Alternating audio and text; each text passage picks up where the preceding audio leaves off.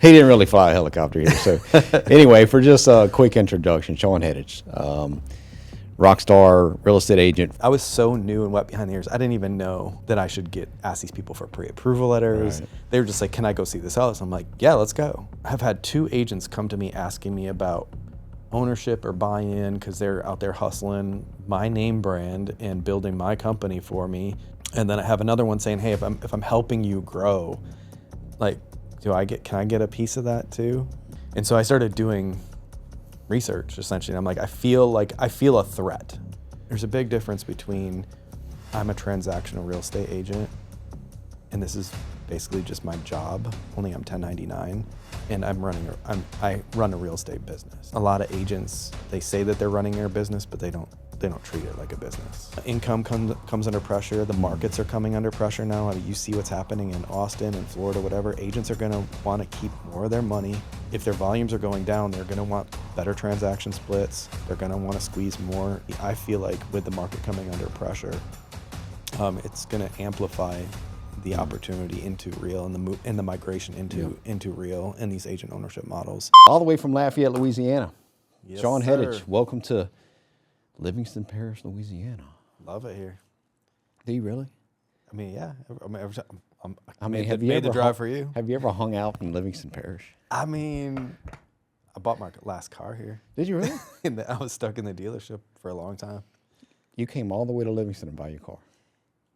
So that's a long story, but I did end up buying a car in Livingston, but only because I got stranded here. I was actually on a road trip, got stranded, and ended up buying a car here. Yeah. Because like my car, was running out, air was running out on this tire. I got stranded. I was like 4 a.m. I was like on a road trip up to Michigan.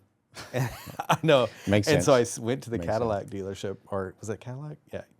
I guess it was like whatever. They had the car that I wanted there. So I was running out of air on the freeway, looked up the most nearest dealership. I ended up getting stranded outside the dealership. And when they opened, they didn't have the tire that I needed in stock. And so I was like, well, can I just trade in the car? And so I ended up, that's the most time that I've spent here. Why not? Why not? Why not? There's a lot more detail to that story, but I don't want to take up your whole Understood. podcast. Well, I mean, you flew your helicopter here today, so. Yeah, I didn't think, Basin Bridge is a bitch, you know. So. He didn't really fly a helicopter either. So anyway, for just a quick introduction, Sean Hettich, rockstar real estate agent from Lafayette, Louisiana. Yeah. You've been the top producing. Now, I don't know what are appropriate questions to ask, what's not appropriate. So forgive me for my, but I mean, I do know you are one of the top selling real estate agents in the Lafayette area, but are you the top selling real estate agent? I've been the top selling agent probably for about a decade. Really? Yeah, maybe even longer. I'd have to go back and look. But Now, what does that mean? units and volume. So top units and top volume. I as it relates to outselling my competition, the other agents in the market. Yeah. So. Yeah. Now, obviously, I know what that means, but I just wanted to, just for better context, for people out there who knows going to watch this, maybe not be somebody that's in the real estate business, whatnot. So, all right, when you say most units sold, most volume.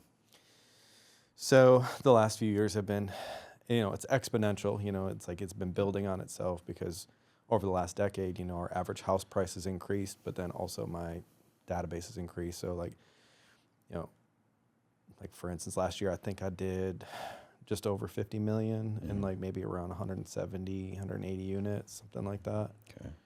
The previous years were actually a little bit higher than that. So, but that was coming off of COVID highs. Yeah. So we kind of amped up into, and that was all individual production too. People go like, how do you do it? How do you do that much volume on your own? And it's, leverage is my favorite L word. And so, yeah, it's a lot of, I'm completely leveraged out in my transactional business. Yeah.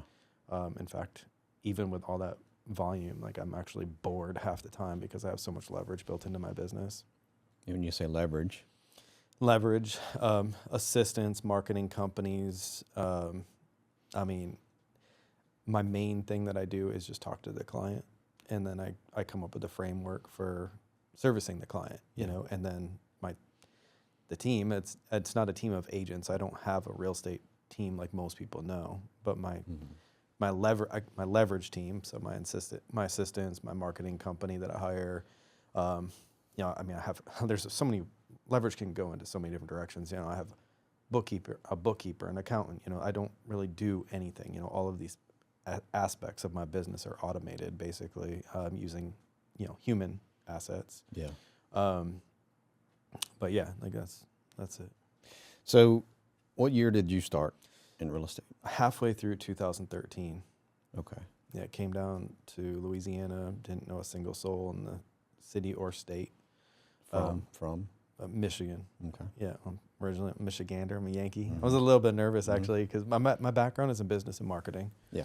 But I'm like, man, and I'm also, prior to Michigan, I lived in Australia, and I'm actually a dual citizen of Australia. So, I lived there for 10 years. So I was like thinking to myself, I moved back to America. And I'm like, man, I'm a Australian/Yankee going down into the deep South. Are they gonna like string me up and feed me to the gators? Like I didn't know what I was walking into, you know. But Southern hospitality is a real thing. Yeah. You know, the South is. Love it down here. So you started in 2013. 2013. Yep. And like, did you know what you were doing? What was your first little hustle lane? Were you just knocking doors? Were you calling for sale by owners, calling expireds? Did you go through any real estate coaching? Like, where'd you start? Never took a bit of coaching. Nothing. I just it was all instinct, intuition, and marketing data and research that like led me there. And I wasn't even originally going to be a real estate agent. Real estate was very hot in 13, 14, you know. We were coming off the GFC. The market, the real estate market had hit a bottom. It was on the upswing, and just shortage of inventory, prices on the upswing. And I was like, there's a lot of opportunity in real estate. So I was originally going to do like rentals and flips, but I was like, well, I'll become a real estate agent, and then on the flip side, I get to squeeze more margin out of the deal, whatever. And then I just really like transactional real estate. So I was like, well, it was easy and profitable, and it was also like low risk.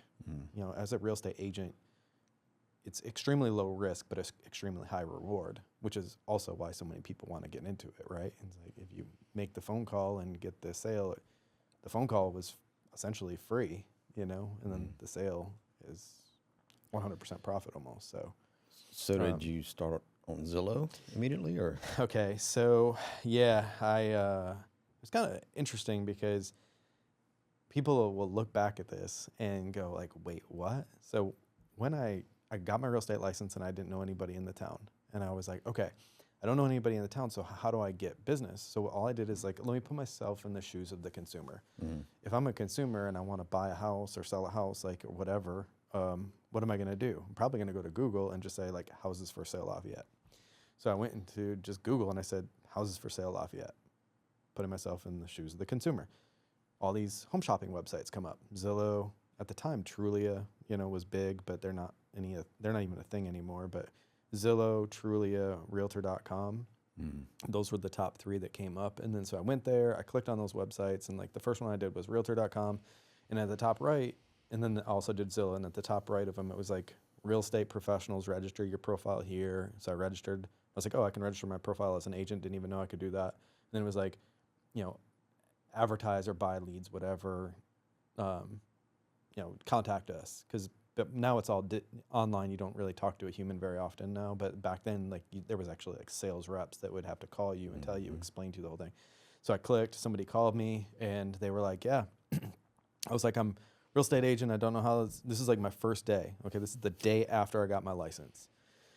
I'm doing all this stuff trying to generate business. So the sales rep from, I think it was Zillow, called me, and I was like, I was like, how does this work? And he's like, well, you can buy into zip codes, percentages of zip codes. He explains like how you buy leads and how people are home shopping and then when they send an inquiry, it goes. And I said, well, he said, we don't really have anybody in your area doing this yet. You know, now there's a wait list like a mile long, right? And he's like, there's no one really in Lafayette doing Zillow at all. So I said, this is 2013. Okay. Yeah, and because I had asked him, I was like, well, do you have any availability in like our top our top zip codes, which is 70508, 03, whatever. There was like 4 of them that are the top moving zip codes over there. So I was like, do you have any availability? And that's when he was like, yeah, we have all the availability because no one in your area is doing it. And so I said, okay, I'll buy all of it. And he was like, what do you mean? I said, I'll take 100% of exposure in all of these top 4 zip codes. It took a few hours to get the profile set up and get it registered in the system. I would say in less than 12 hours, my inbox was so full of leads, like I didn't even know what to do with them all. So I just started hustling through them and then calling them, doing the thing. And look, I'll be honest with you. I didn't even know that I was so new and wet behind the ears. I didn't even know that I should ask these people for pre-approval letters. Right. They were just like, can I go see this house? I'm like, yeah, let's go. So I just started running around like a crazy person. Now I wasted a lot of time, but then I learned the hard way. I learned the hard way how to vet people better, Right. but trial by error. So that's how I got started. And then within about 12, 18 months, like all these people that had lived there forever, they're like, who is this dude, Sean? Like came out of nowhere and all of a sudden he does it's like $16 million What? in my first year. No. And yeah, it was all online leads. And they were like, who is this dude? And then they were like, oh, then they started to catch on and see, because obviously they saw my profiles out there. And then more and more people started getting into it. Now everybody tries to buy these leads, everybody. So. 16 million your first year? Yep. Wow. Yeah. So you were solo on Zillow. I guess how long that last?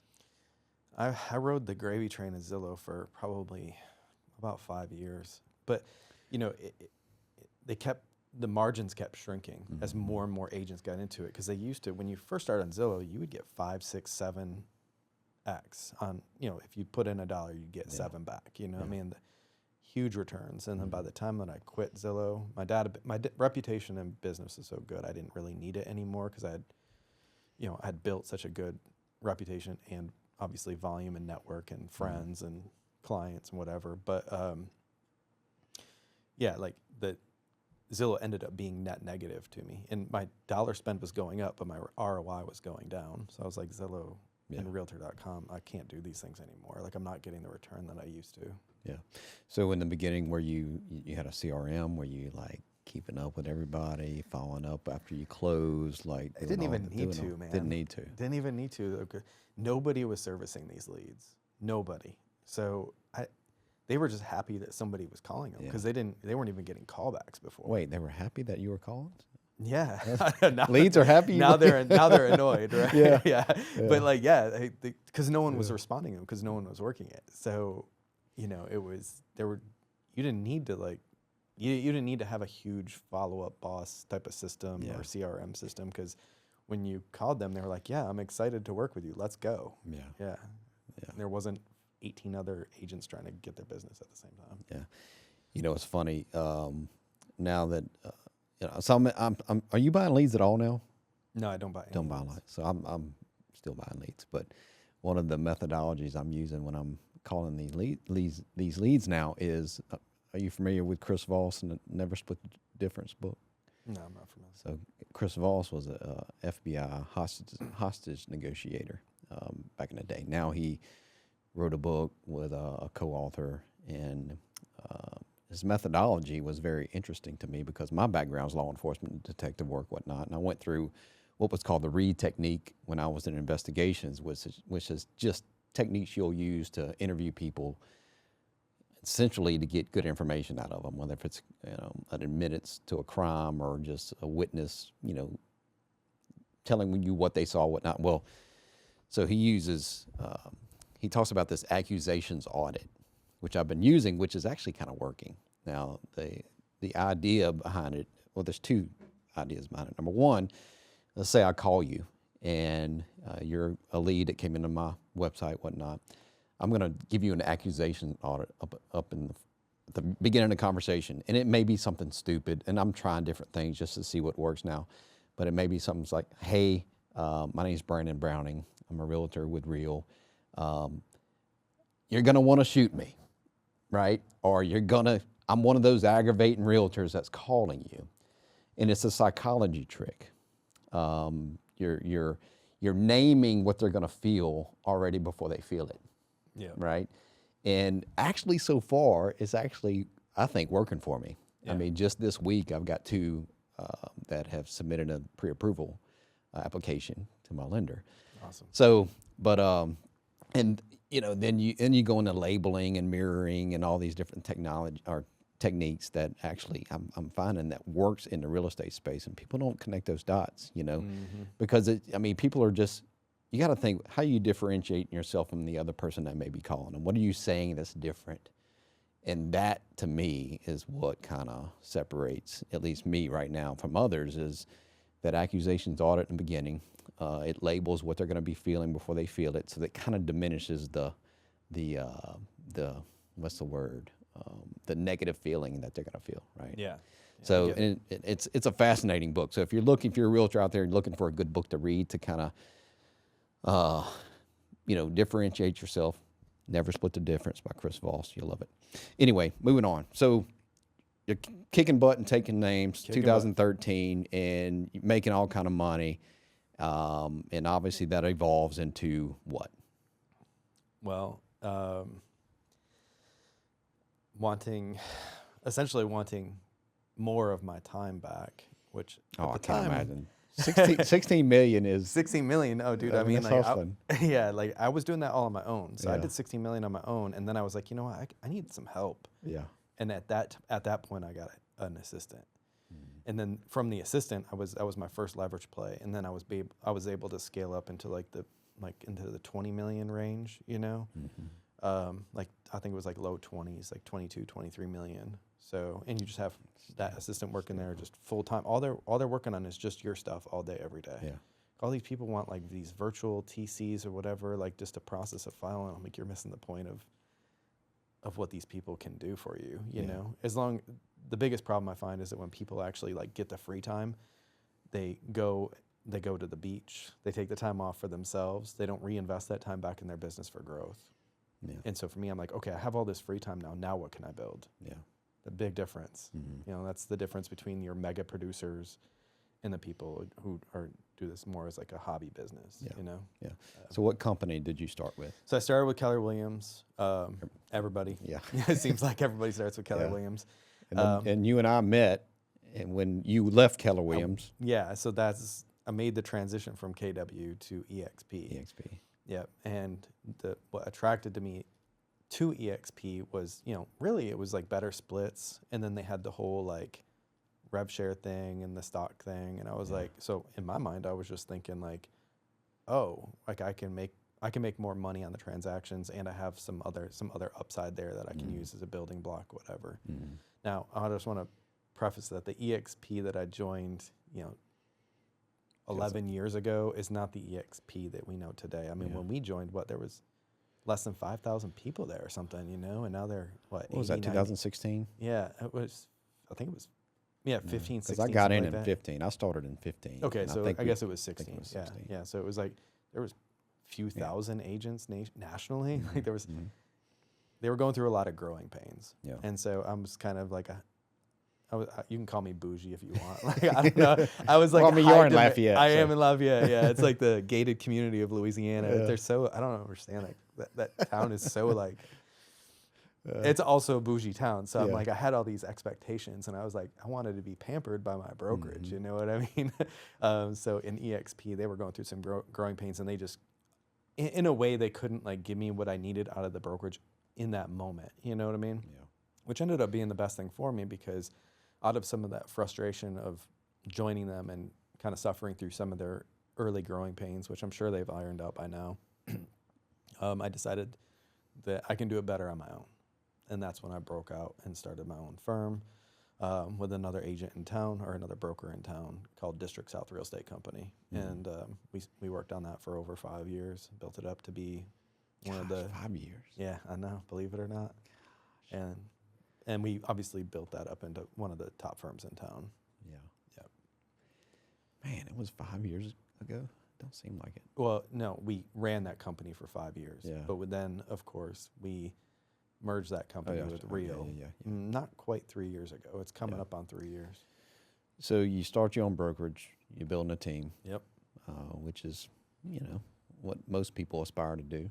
Well, a lot of people aspire to do, not most, but because it is a task and a headache, But so how are you doing with that when you were Doing the brokerage thing? in trenches? Yeah, the brokerage. The brokerage, District South is still like my favorite business that I've ever built. Like, honestly, it was just seeing something like from building it from scratch, and then just watching agents come in, and then being able to like invest so much like time and energy into them, and then watching their volumes like go up because of your leadership. And then like taking a brand and building it, and like having people in the community recognize you and then come up and say, man, you built a really good company. There's just a lot of things about District South that I really loved, and honestly I still miss. And so that was definitely my favorite thing, my favorite memory so far of being in the real estate game was building District South and the agents and my relationships and my partner. Yeah, that was the first time. So you invited me to come talk about something. One of our team meetings, yeah. And at the time, you're so techie. You know what I mean? Like, you always have all these like tools and new ways to do things. Chasing and, the like, flashy And objects. the agents now, like my agents that like they all came with me obviously to Real, but they still talk about you. They still talk about Brandon Browning. Are you gonna bring him back? Like, he's so cool. Like they like Paige Gary. Do you remember Paige? Like, she loves you. She still talks about you. Like, she was probably talking about you a few months ago. Like when I was talking about like linking up with you. I don't even remember what I talked about. I had it. I had it saved in my phone for a long time because you gave so many awesome tips and tricks, and like you do things that are very unique and different. So I think the agents like to hear that. Yeah. So you're building a team, obviously still number one agent in Lafayette, and the team thing's going. And so when did things start changing for you? Because things changed for you again. Yep. So tell us that story.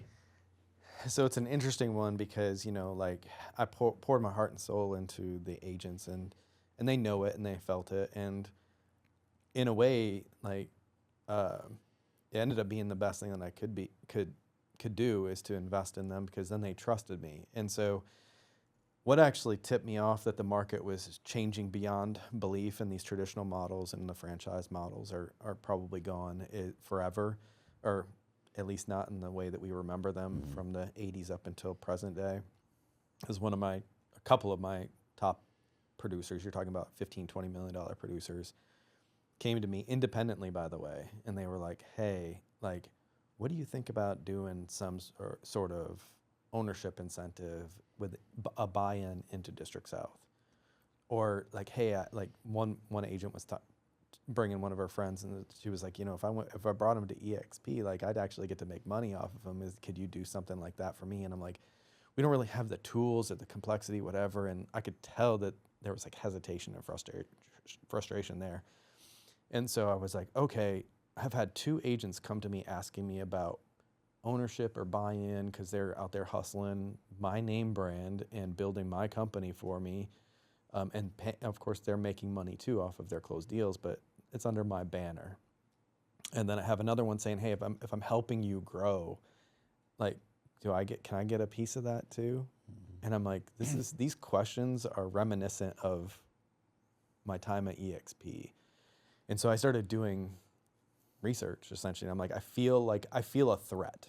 That was my biggest thing. Like, it's kind of basic. When you're in business school, you look at the SWOT analysis: strengths, weaknesses, opportunities, and threats. And so this was all within a couple-week period. I feel like 2 threats coming. And the threat is not necessarily from the agents, but because the agents see desire in other models, and that I currently can't compete with under this traditional model. So I actually delved deep back into the agent ownership model, and I'm like, okay, I go back out there and I'm like, okay, I feel threatened. So because I feel threatened because of these conversations that I've had, what can I reflect on my business, and is there opportunities for me in the market? That SWOT analysis. Through the threat, is there an opportunity? And so I went back and looked at the EXP model. And for me, EXP had been built out. A lot of things, I feel like all of the upside for EXP was mostly gone. I mean, not to say that it's completely gone. It's still a great business. Still don't have anything negative to say, but I felt like the opportunity for myself and agents to grow into that model was much smaller than like if there was a competitor.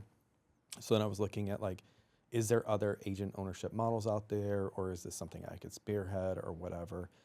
And then of course I stumbled across Real. Everybody was talking about Real. And not everybody, because Real wasn't in Lafayette yet, but online, Real was like causing a big splash. And I was like, well, what is this Real thing? And there was one girl in our town who actually jumped ship there like a year and a half ago, like before we joined, a year and a half before we joined. But so I just called her up and I was like, hey, tell me about this Real thing. And she's like, okay, can you sit down with me? You know, and so she came over to my house and she basically just spelled out the Real opportunity. And I was like, this is like EXP, but like streamlined and kind of enhanced and better in a lot of ways. And I was like, this could be huge. She's like, yeah, it's like blowing up and it's still early days. Like, and I was like, okay, like I feel like the opportunity that I probably missed with the EXP upside, like I could probably capture that again in the Real model. And you know, because when you were EXP, I mean, you caught a lot of that upside because you got a bunch of shares and stuff like that. So made a bunch of money. Yeah. So was it like a one and done? Did you look at Real and say, hey, this is for me? Or did you look at other opportunities? Because there are a few out there now. Or yeah, I looked at, so great question actually, because I looked at Real and I got excited. But like you said, you have to do your research. I looked at LPT and Epic. Epic is, look, and I'm not here to like bash. Like I'm not a basher, okay? But Epic wasn't like for me. I thought that they were offering too much. Like they were almost like giving their agents like too many bells and whistles. And I was like, I don't know how much. I don't think that they could on their splits and everything and what they're giving away. Like I don't see how it can be sustainable by them, like from like a revenue standpoint, to be able to also give that away. So I'm thinking that this could be a teaser, and then that gets pulled back, and that'll just make agents mad. And then the LPT thing, I liked LPT. They were pre-IPO. Their model was comparable to Real, I found. I didn't really like their transaction fee. It was like a percentage base instead of a flat rate, so it was hard to calculate what you would actually pay them post-capping. And with both of those two, my main thing was that because they were pre-IPO, it's like, it was just like, you have these shares, but it's like, we promise you, it's an IOU, it's not liquid. And so for me, I was like, I need that liquidity, and also I need the transparency of being publicly traded. If I'm going to give up my company, because I know all the dollars in my company. So if I'm going to buy into something, another company, I want to know the dollars. I want to see the reports. I want to see the flow of the cash flow statements, whatever. And for a non-publicly traded company, I wasn't able to. You just trust. You have to trust what the owners are saying. And for me, I just wanted the transparency of public. Yeah. So it just kind of, everything kind of funneled down to Real. Plus I like their logo. Their logo is cool. Yeah. So there was like a lot of things. I mean, and again, like nothing against those other couple companies that I looked at, but Real was the logical choice. Gotcha. So do you still have a business partner whenever you made this transition? Yeah. So Carrie and I, we collapsed our firm and voluntarily merged the firm into Real. So she just kind of followed your lead on it, or? So I went into her office and I was like, hey, because I approached her with it, because I had already done all the research, and I kind of blindsided her with it. And basically I walked in, I shut the door, and I was like, hey, do you have a few minutes to chat with me? She was like, yeah, what's up? And I was like, okay, you might shoot me. Accusation audit. Yeah, you might. That's a good one. See, I did it instinctively, right? Yeah. You might shoot me. You might hug me. I don't know, because I'm not gonna lie, we were making a lot of money off the firm, So it was like, I'm asking you to dissolve our success and take a chance on something with me. So I explained to her my analysis of what I see happening within our own agents and the opportunity with the Real thing, and she did not give me pushback. She's like, no, I see it. Like, yeah, I mean, she was hesitant at first. She was like, tell me more. Like she had questions, but I basically just spelled it out. And, but we had been partners for so long. I mean, she trusted my judgment. Like, I mean, and so ultimately we spoke with the CEO at Real, Tamir, and asked him a lot of questions about their culture, because like we had a very, very tight knit culture and group. So we asked him like one-on-one through a Zoom call, like a lot of questions about their future plans, their growth, their culture, some of the financial stuff too, of course, and wanted to make sure that they were stable. And he gave us all the right answers, and so then we just merged everything in. So if you pull the thread on that a little bit, though, like you've built something for 5 years that is tremendously successful, right? You're killing it. You're in a business partner. Y'all making tons of money. Yep.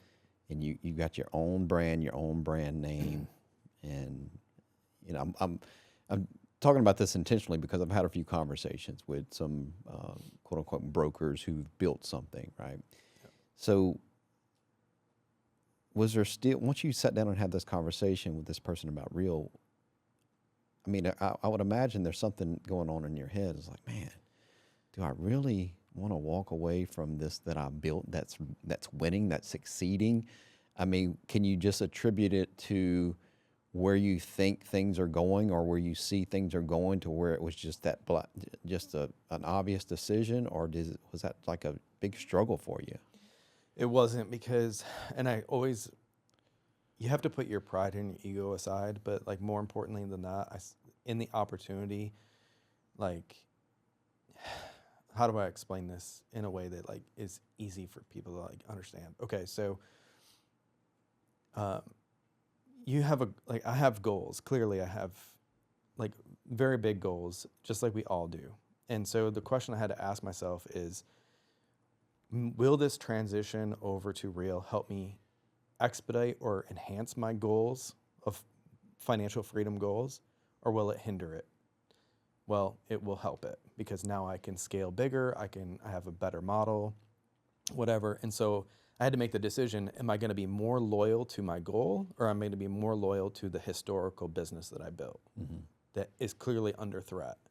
And so my goal was more important than my brand. And so I had to like make that mental leap over to what model is going to carry me into the future and help me expand my and serve my future self and my goals. And Real has gave me the opportunity to do that, because like the way that another aspect of Real is, if you think about it, if I have an indie brokerage or a franchise or whatever, if I want to break into Denham Springs or go to another city, the financial risk and the time risk and the personnel risk is so great. Like if I wanted to open up a District South in Baton Rouge, nobody knows Sean. Like I might do very well in Lafayette, but nobody knows that I'm awesome in Baton Rouge. And I might not even succeed in Baton Rouge, because I'd have to spend 10 years building a transactional brand to build that trust and then build a brand. So for me to come over here and open up a bricks and mortar shop, and like, build a reputation and hire staff and have all the liability of a broker and owning the brokerage, and do all of this before I've even recruited one agent and sold one house. I mean, that's a lot of risk, hundreds of thousands of dollars before you even open the doors. And then if it doesn't work out, that's like a sunk cost. So the cool thing about the Real model is all of their system their brand was already built, and all of their system is centralized. So all I have to do is come over here and shake your hand and say, hey, check out what's already been built. Come with me on this journey. And the risk is a phone call, just like kind of like a transactional real estate agent. Like we mentioned at the beginning of the conversation, the risk is only calling the lead or door knocking the expired listing or whatever. The risk is so low, but the fruit of that labor is so high. And that's the way I look at like Real, is like the revenue from the activity is just just worth so much more. You know, it's very comparable to being a transactional agent and building the firm out as an agent ownership firm. So tell me how the conversation went with the agents. It was kind of, it was hard because I called a mandatory team meeting, which I had never done in 5 years. So we have a mandatory meeting, all 50. Well, there was a couple agents that couldn't come in, so they tuned in because we broadcast it into the team meeting or into the Facebook group. But, you know, we had all 50 agents there, and we basically just laid it all on the line. We said, we're merging with Real Broker, and I'm going to go through what their model is and how it's going to go over. And, you know, and we had to be a little bit cold because in business you have to be a little bit cold. The decision's already been made. We would love for you to come with us. So we know that some of you are already on board because whatever, but because of the conversations we've had, for those of you who are not on board, I will give you all the information in this meeting, and then you have to decide within 48 hours. Dang. Yeah. Otherwise, we have to send your license back because we will not be a firm anymore. Right. But, you know, that was like the hard conversation, which is like, you don't have a lot of time. But, you know, every agent came. I mean, I think there was one did not come, but that was because she was already on her way out to retirement. She was like, I'm good. I'm just So every agent came. Yep. Every agent. Dang. Yeah. Wow. So, And they're still there. And how long ago was that? Almost 3 years ago. 3 years. Yeah. 3 years ago, like a month. And they all come and they all still there. All came, all still there. Nice. Yeah. I don't think there's many brokers out there that could say that. I know. I know. So evidently they're winning. I didn't have much churn under District South. Like, you know, I really did try to be the best leader that I could be. So, you know, it would be try not to give them reasons to leave, you know? Yeah. So, all right. So let's pull the conversation into a few things here. So 3 years in. 3 years in. Right. Any regrets whatsoever swapping to Real? None. None. It's been the biggest blessing. Biggest blessing. So why? Really scalability in income. Because now I've been able to grow Real by making those outreach outreach into other cities and states and even locally within Lafayette to grow Real locally and outside of Lafayette. Using their model, the agent ownership model.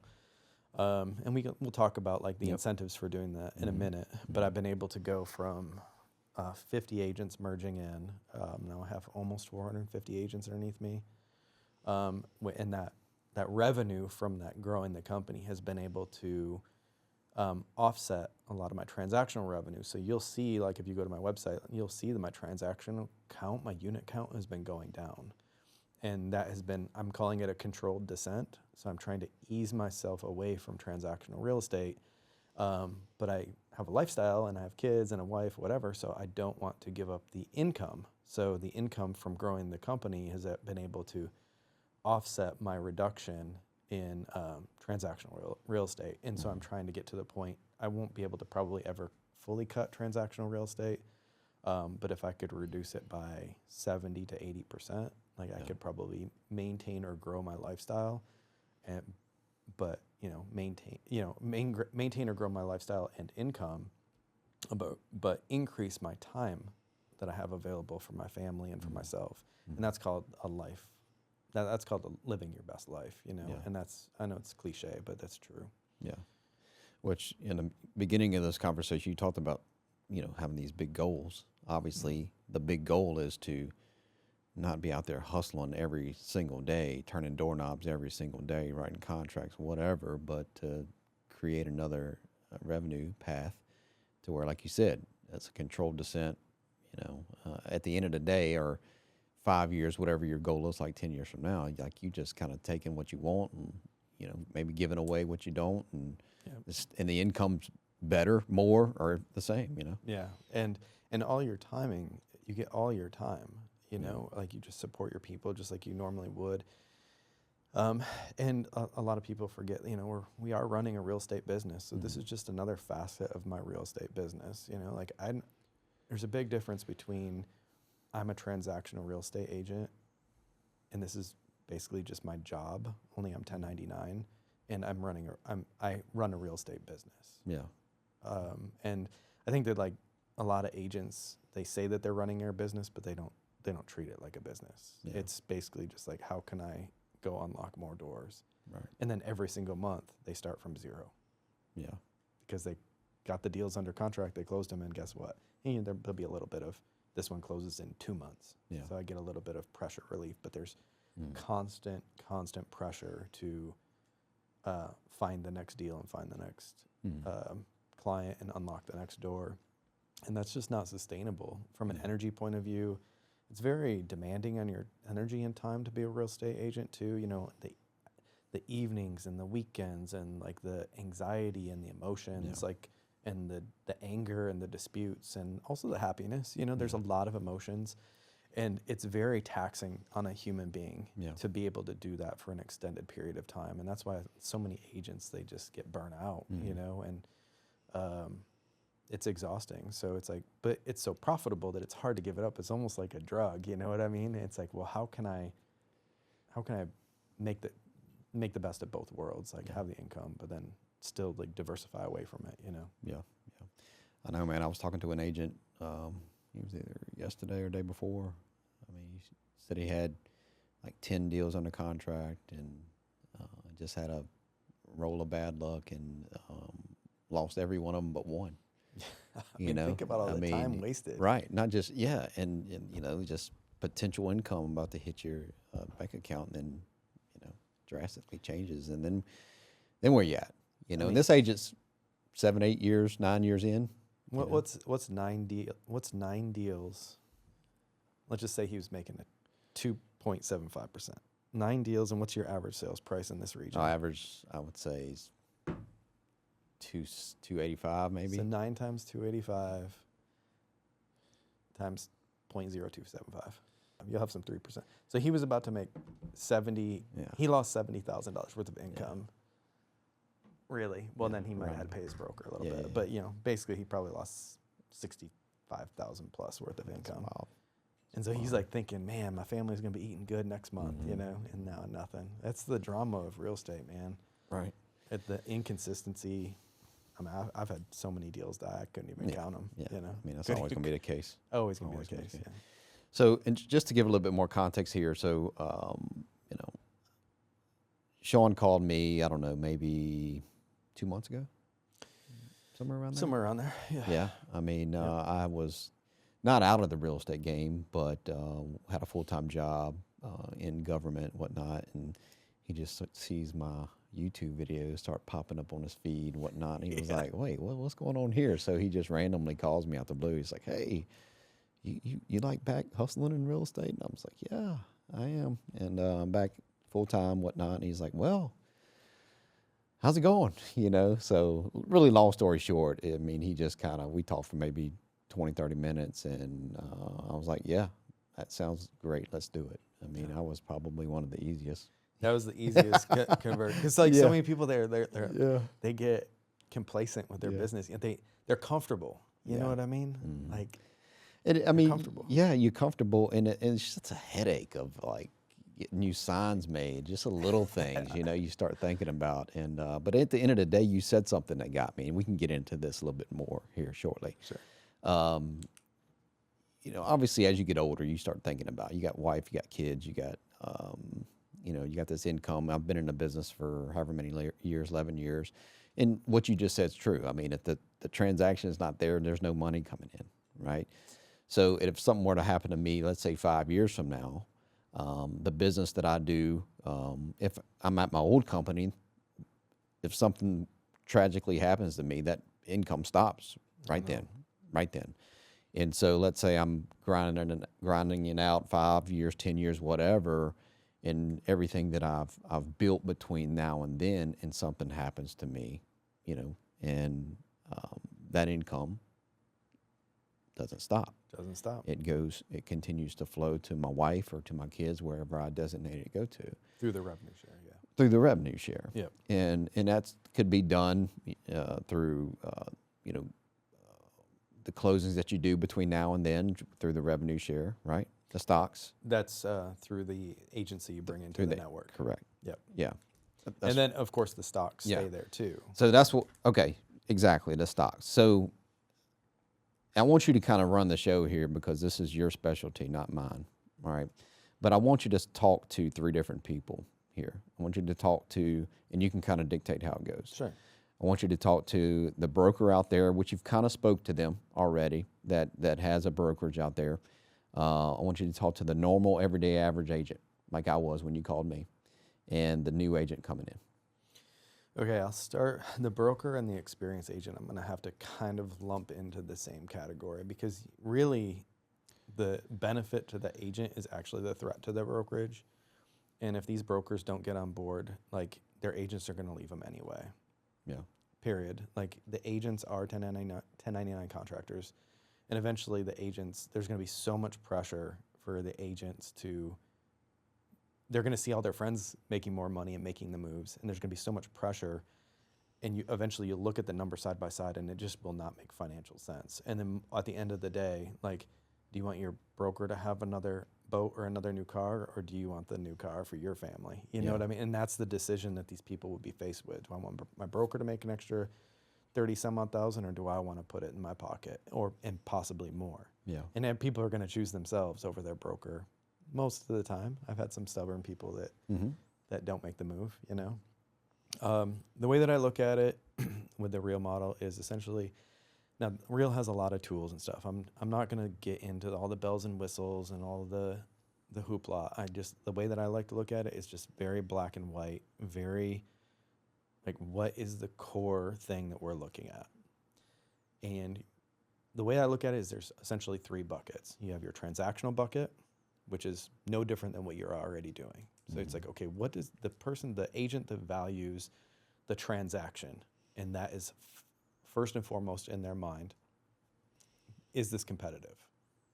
Yeah, it's 85-15 splits, some of the best splits in the industry. And then you get to cap it $12,000, then you go to 100% minus transaction fee. Yeah. I mean, that's so low. Like that is, I mean, I couldn't offer that as a broker and make money for myself. And then I'm like, and then if you're a team, like your team members half cap. Now there's different levels. Like some team members can cap at 6 and some at 4, depending on the size of the team and yada yada. But so that if you're a team leader, your members are going to want that, you know? And so from a transactional point of view, automatically right out of the gate, if not the most competitive, like probably one of the most competitive in the industry. So if you don't do anything else and you just want to start at 0 and unlock the doors every single month, you're going to make more money under that model. So just from that point of view, boom, done. But wait, there's more. And so then that brings me to the real crux of Real Broker and the problem that they solve. And so, like, in order for a business to succeed, you have to solve somebody's problem. That has been that's how every successful product since the beginning of time has worked. Even if you have a wrinkly shirt, an iron solves the problem. So the first person to manufacture an iron, guess what? They made a lot of money. You know, so what problem does it solve? Because that doesn't necessarily solve a problem. You're more competitive on the transaction front, maybe a little bit of money, but maybe not enough to move the needle for the majority of people who are like you and maybe don't want to change their sign. They're complacent. They like their coworkers, whatever. So then I go, okay, the problem that is solved. What is the problem? Let me ask you, what is the problem that you have that you can't get away from as a transactional agent? And you already answered this, but you can say it. I'll prompt you. You mentioned like if you pass away, there's nothing left, right? And so, okay, so then how is that addressed? The biggest problem is if you're not unlocking doors, you're not making money. But what about the doors that you have unlocked? Like, do you get anything for that? Whatever. Okay. So the problem is we don't get a 401k and we don't get a pension. So there's no residual income, and you don't get any asset ownership in the company. So are you really a business if you have nothing to sell? You're not a business. You can't sell your face.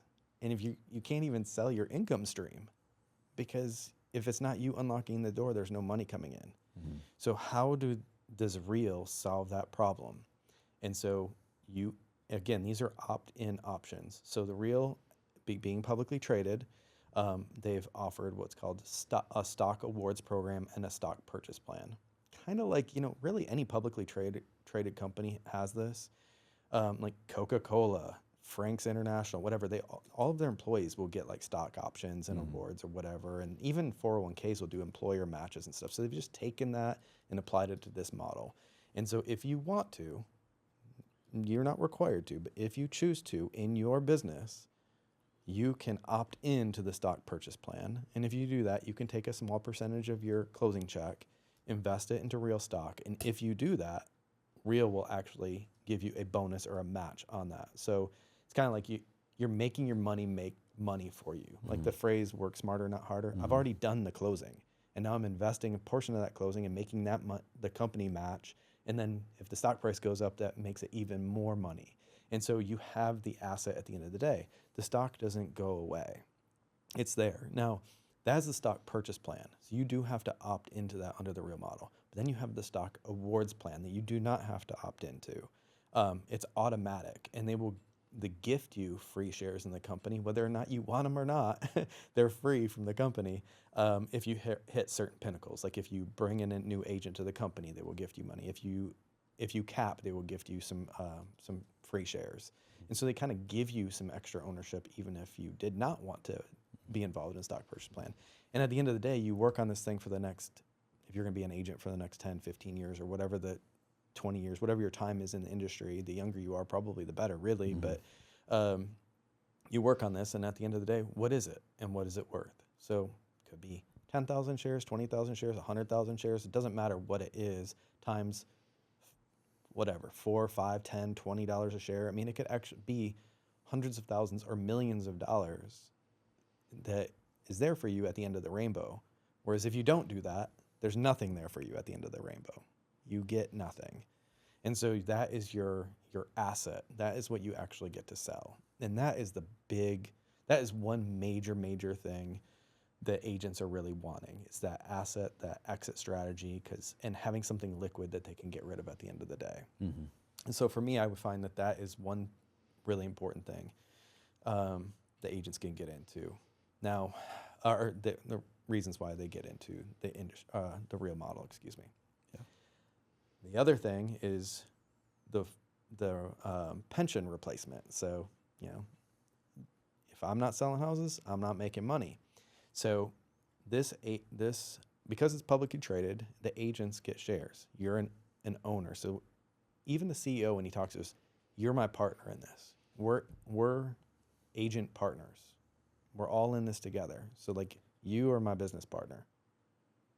And so it's a much different mindset. So how they have with the revenue share is like if I bring you into Real, whenever you have your closing, out of the company side, not out of your side, the company will give me a small piece of the money that you've paid them out of your commission check, because it's much cheaper for them to give me a piece out of their income than it is for them to go open up a bricks and mortar and take all the risk and try to recruit the agents themselves and do all of these things. So they've decided to share the revenue with their agent partners, aka you and I, their co-owners, for growing the company for and with them.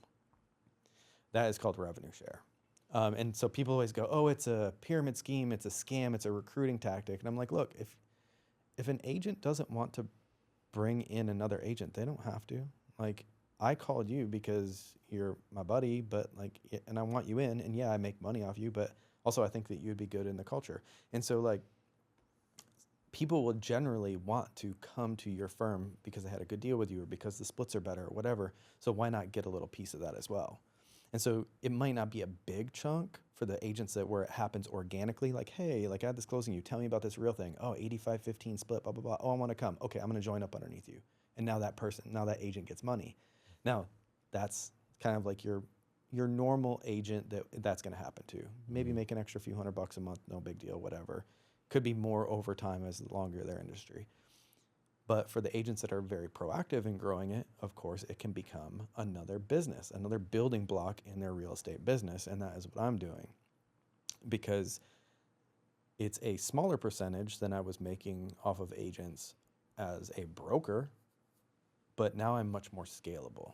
So now I can come to Denham Springs, I can come to Baton Rouge, I can go to Wichita, I can go to Fort Worth, I can go to all these places that I've been networking with agents and building, and I can grow without any risk. And it's a smaller percentage, but now I have the whole nation, and it's been wonderful for the bottom line. I can tell you that. Right now, I mean, I think I'm almost up to 450 agents underneath me, which, I mean, that's not even where I want. I mean, I want to go much further than that, but you know, I mean, you couldn't do that in a realistic amount of time under the normal models.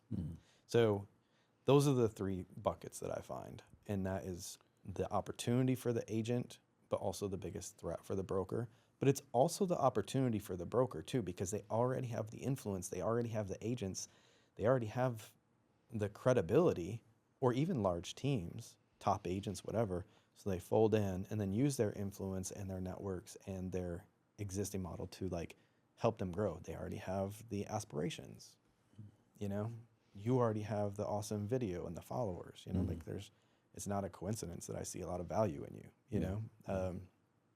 So that was a very long-winded answer to your question. I'm sorry. It's perfect. It's perfect. I mean,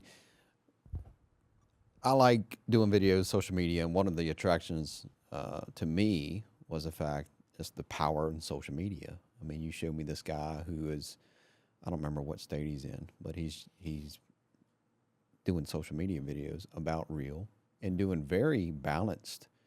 He's taking a very balanced approach. He's like he's not like, hey, this real. He's like, hey, here's real versus EXP. Here's real versus LPT. Here's real versus whatever. And he does a very fair, you know, just this is what this company offers. And just by doing that and the scalability of just having transparent conversations.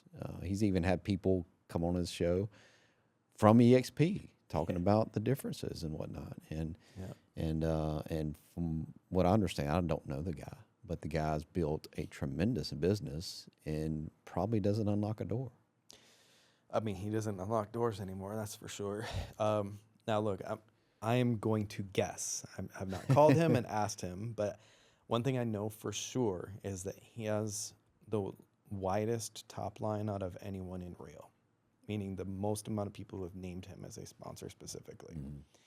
And I know that he has probably thousands of agents underneath him at this point, and all over the country. All over the country, all over the world. I mean, he has people in other countries too. And I can't imagine that he would be making less than at least a couple $100,000 a month. Maybe I'm just guessing. I mean, I look at like my rev share, and then I'm like, he's so much higher than me. I mean, I can't imagine could be $300,000-$400,000 a month. I mean, the dude is just, and you would never know it by looking at his videos and all that. But that is the opportunity, you know, and people, there's going to be a huge migration away from the traditional models as the agents' income comes under pressure. The markets are coming under pressure now. I mean, you see what's happening in Austin and Florida, whatever. Agents are going to want to keep more of their money, and they're going to, if their volumes are going down, they're going to want better transaction splits. They're going to want to squeeze more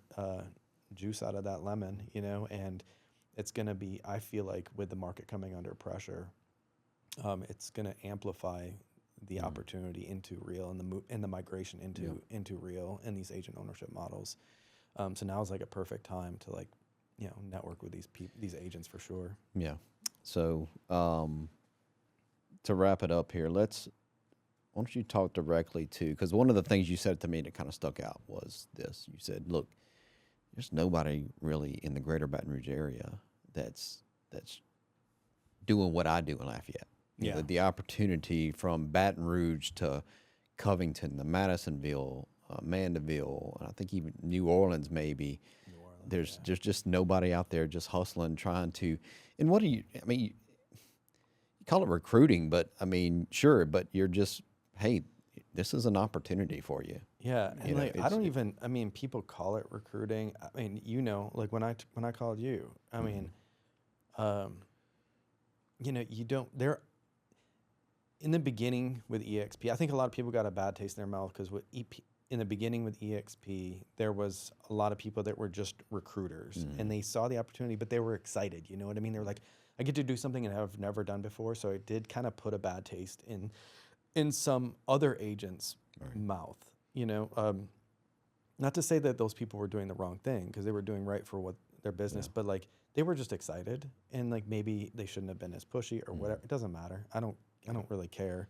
The opportunity was still the same and they still made a bunch of money. So what do they care either, you know? Having said that though, I hate at Real, we call it agent attraction because we kind of like how the conversation I had with you, I was like, instead of saying you should do this, Brandon, you really need to do this because I said so, because I think it's good for me and I'm going to make money off of you, blah, blah, blah, blah, blah. It's I, me as a recruiter.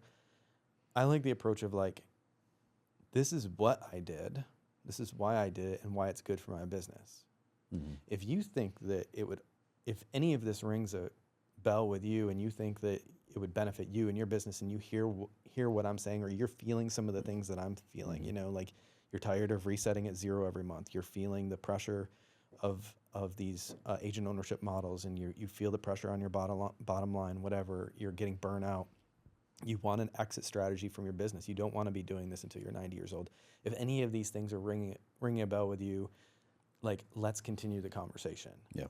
If you're feeling these same things. And if you're not, and you're like, no, I'm happy where I'm at. Like if that day when I called you and I didn't even call you for real. I called you off of your YouTube videos and the conversation just went that way. But, you know, if they're not like you, they're still a professional, you know, you still have to do deals with them. They're still your colleague. We're still in this whole thing together.